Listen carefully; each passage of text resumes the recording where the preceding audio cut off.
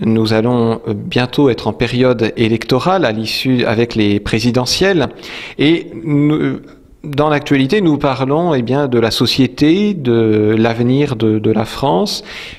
Comment peut-on bien appréhender ces notions de bien commun, de patrie, de nation, de pays?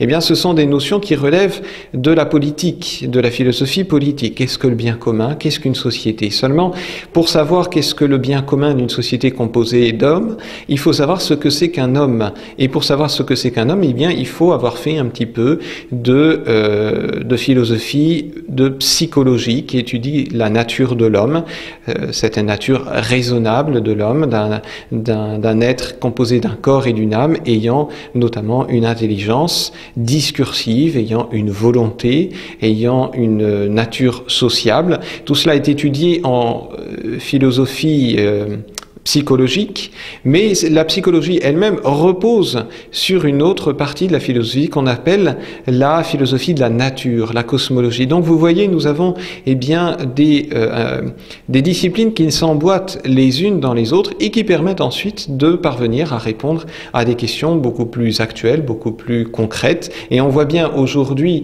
dans ce marasme politique en particulier, que nos candidats n'ont aucune notion philosophique ou qu'ils ont des notions bien approximatives et qu'on se heurte à des erreurs graves en matière de conception de la société.